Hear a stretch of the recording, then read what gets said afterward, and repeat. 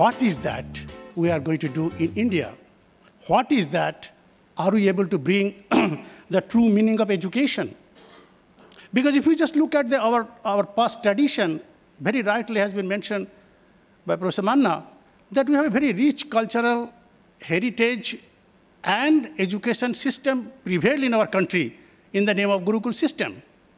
There we try to actually integrate both skill, which will bring them money, the knowledge, which will actually make them to think about dharma, and the attitude or the wisdom or the conviction in terms of understanding the meaning of life. Now, are we able to integrate those three components in our education system? Questioning mind is one of the components. If we are going to create a knowledge, unless or until there is a questioning mind, how the knowledge can be created. And that questioning mind, to me itself, is the provocation that needs to be generated at the teaching level. If you are not able to generate that provocation, because we know that learning has different components. Learning in the classroom, learning through the peers, learning, self-learning. Like say MOOC, we are talking about MOOC. Yes, MOOC is a process of self-learning, but it does not make a complete learning. It does not make you to have really the questioning mind. You do need to have your peers. You need to have your own self-learning. You need to have your teachers who is not going to tutor you, but who is going to coach you. Because this is the change that has brought us today. This is the change that is making us to be at par in the need of the hour. Our country's need may not be exactly the need what the developed country they have. So our research, our innovations, our activities are to be totally different from those countries. And unless and until we appreciate that, because there is a general problem in our country. US is doing this, Europe is doing this, we must do this. Is it the way to become a leader?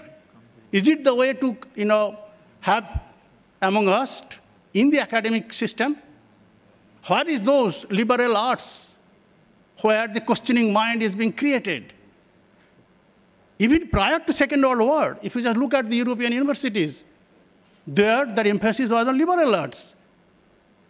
Questioning, logic, arithmetic, geometry, astronomy, the articulation power, the elocution power, so on and so forth. What are those liberal arts?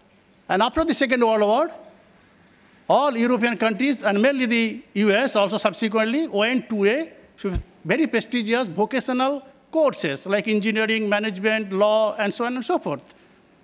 So from a generalized education to a very specific education, we have created that type of segmentation. Now that integration, again is highly lacking. Now, if we want to bring back in Indian context, what are the things that we must do it? That's the most important thing. And if we fail to do that, because this is the time for us to show the world that in education we can become a leader. In education, because we do research. Why we do research? We do research because it is the job of this university, which is like a universe. People from all walks of life will be coming. They will be debating, they will be arguing, and they will be creating new ideas and new thought processes, which will subsequently get converted to a new product or new services which are going to be needed for the mankind, for the benefit of the mankind. So unless and until that sort of situations, again, we revive back in our education system, because today, if we just look at the education system, it is 80-20 situation. 600 universities. I mean, majority of them, barring 70 or 80, which is centrally funded. Rest of them, either they are the private owned or the state universities. Now, if we just look at the funding pattern, even less than 1% of the GDP providing to the higher education, if we just look at it, it's 80-20 Pareto principle. So 20% of the students are being catered with 80% of the available fund, which is again a meager. And rest 600 universities, they are getting only 20% of the fund, but they are producing or giving education to 80% of the student. If that is the scenario, then there is a tremendous amount of need in terms of funding those academic institutions. We do need infrastructure. We do need appropriate research laboratories. We need a place where people can come and meet and create that type of conducive environment. Because even in the Gurukul system, if you just look at the ashramas, the way they used to create, they used to say it is not a forest. They used to say it is not a tapovan, not a upovan. It's again a tapovan. Means where there will be shadows, where there will be structure, where there will be mysticity. Our educational system needs to be created in those environments, those type of environment in the modern days. If we want to create them, we do need to have such type of facilities and to be given, because education is the backbone of development. If we invest 1 rupees to a particular student, the student gives back to the nation in terms of hundreds of rupees. And that is the scenario. And if we do not invest on that, health and education, then it is going to be like that. It's a lip service. We become just stamp giving, degree awarding places. We are not really able to provide them the true essence of education, which integrate skill, knowledge, and attitude together. And if we do not create it, then how can we think of questioning the, develop the questioning mind? Now, in this aspect, some little bit ray of hope we see today. The ray is in terms of creating the Rashtriya Uchchatara Shiksha Abhiyan. They say the regulatory bodies like UGC and AICTE, they have now become redundant, more or less. UGC are never meant for funding, but they do the funding. Why? It's again a question.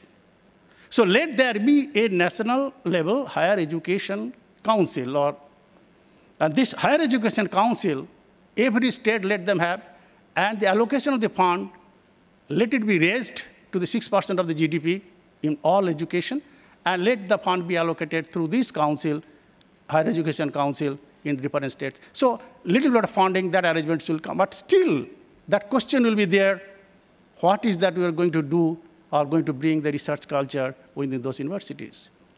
Because if a professor does a research, gets a good patent or good publications, a student, when he enters into the class, he takes pride that I am a student of that particular teacher. It's a self-esteem and self-confidence building. That's one side of the story. But other side of the story is that student get involved in the research, whatever the teacher is carrying out, in terms of the different types of projects. Because our education system, the pattern of education system, whatever we used to teach in the classroom, now they are all available in the internet, in the form of the coursework. Now, what is that in the classroom we are going to do? Essentially, the students needed to be brought back in terms of carrying out different research projects, and for that matter, faculty needs to conduct research by themselves.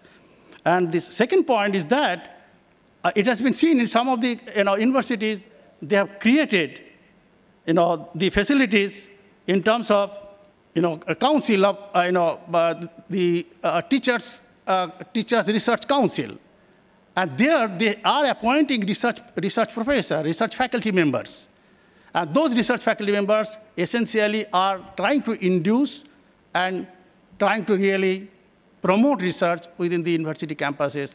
And there are certain case studies available today which are showing some of this university, they have achieved a great deal in terms of promoting research in those universities, and some of the lessons we can take it.